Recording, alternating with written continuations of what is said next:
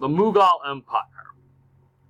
Now that we've examined the Ottoman Turks, we shall now examine the next on our line of East Asian empires, the Mughal Empire, the Muslim Indian Empire. So, one thing that makes the Mughal emperors and the Mughal Empire so unique is that the emperors of this particular empire claim descent from two different world leaders. One is Genghis Khan. Now, from Global 9, you might remember Genghis Khan. He led the Mongols in establishing an empire that stretched from what is now China all the way to the Middle East. It was the largest continuous land empire in history. Now, Genghis Khan had many sons, and one of them was Chagatai. Now, Chagatai would eventually produce one of his descendants would be the Mughal emperors. Now, to claim descent from Genghis Khan means they had relation to a great many great Khans, including the Yuan dynasty emperors of China.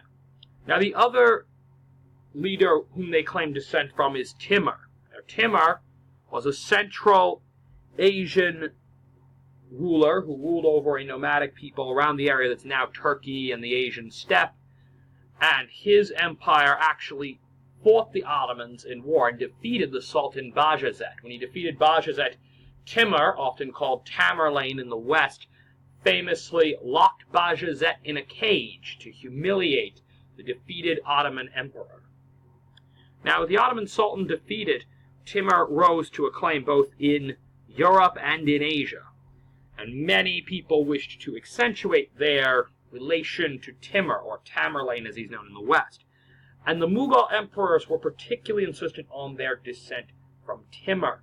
They also were descendants of Genghis Khan. So in the 16th century, they found the Mughal Empire, taking over the Delhi Sultanate and other kingdoms within India to found a mighty empire. Their empire actually stretched through what is now Afghanistan, Pakistan, and parts of India. Most of India, really. Now, the word Mughal is derived from the Arabic and Persian corruption of the word Mongol. And this is one of the things that most foreign powers tended to accentuate the Mongol origin of the Mughal Empire. The term Mughal, also sometimes pronounced Mughal, was the title of the emperor and the empire, at least as it was known among foreigners.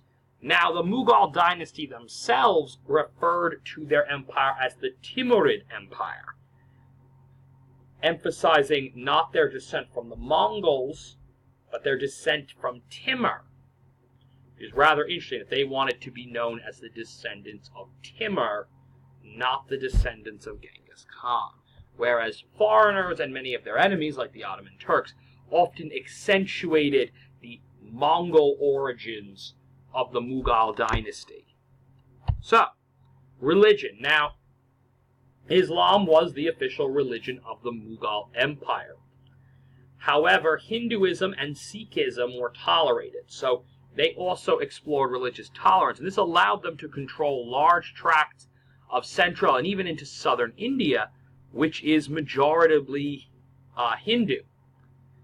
Now, their third king, Akbar the Great, founded a different religion called Din-i-Ilahi.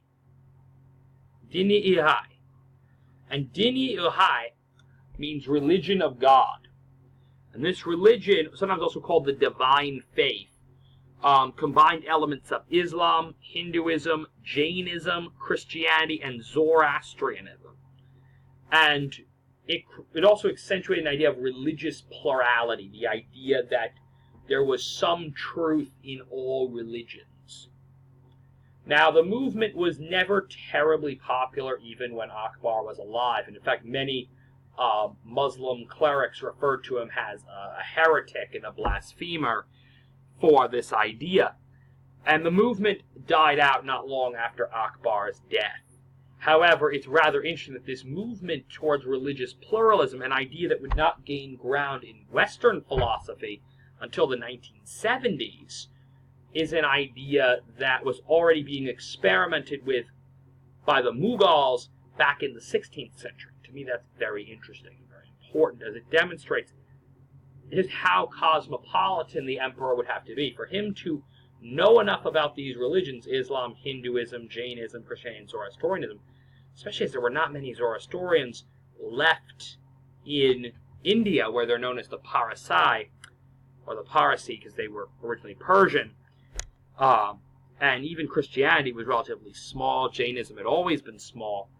The fact that he would know enough about these religions and think highly enough about other religions to consider them to be possibly on something akin to equal footing with Islam, or worthy of combining with Islam to produce a whole new religion, demonstrates a great deal of cosmopolitan nature of these emperors, of the Mughal emperors, in regards to religion. That's something that's important to remember about the Mughals, is that this religious toleration and this sort of cosmopolitan nature of the empire was important to being able to hold the empire together.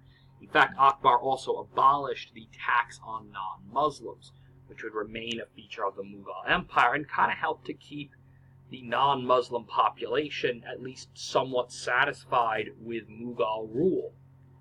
So let's look at some other details of the Mughals, such as art and architecture. Now, Mughal art was very interesting because it combined, also very cosmopolitan, very syncretic.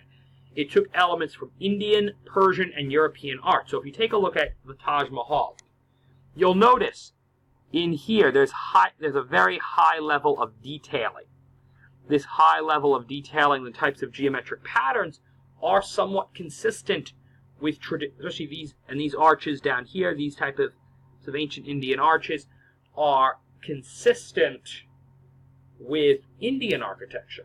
However, the onion domes and the minarets are consistent with Persian and Arabic architecture. So that's rather important, just taking a look at that. Now, military power. Now, the Mughal are often known as the second Arabic gunpowder empire after the Turks, after the Ottoman Turks. And the Mughal Empire conquered many of the peoples using artillery and musketry, that is to say, using muskets, guns, and cannons. This gave them a massive advantage over other empires which were still mostly relying on trebuchets, bows and arrows, and swords to win their battles. And this is one of the things that allowed the Mughals to conquer such a vast territory, was their willingness to open up to using gunpowder. And that's a very important thing, as we're going to continue to observe in global history. Those who do embrace gunpowder for weaponry purposes sooner as opposed to later do tend to do better than those who do not. So, trading relations. One other aspect of the Mughal Empire which was important was that it did open itself up to trade with Europe.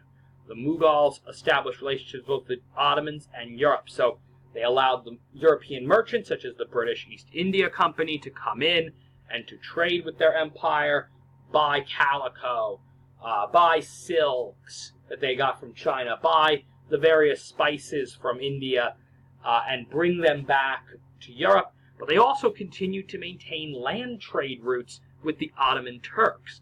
And this allowed them to enrich themselves through trade on both sides. And that's rather interesting about them as well, is that despite their military prowess in conquering an empire, they also were very open to trade with foreign powers. There was not much in the way of an insular tendency among them, which was very important. However, as we will get into later, some of this trading will be a downside, because the British East India Company is going to be very instrumental in the British colonization of India, which comes later. So it's very interesting to keep a note of about that, the presence of the British East India Company in Mughal India.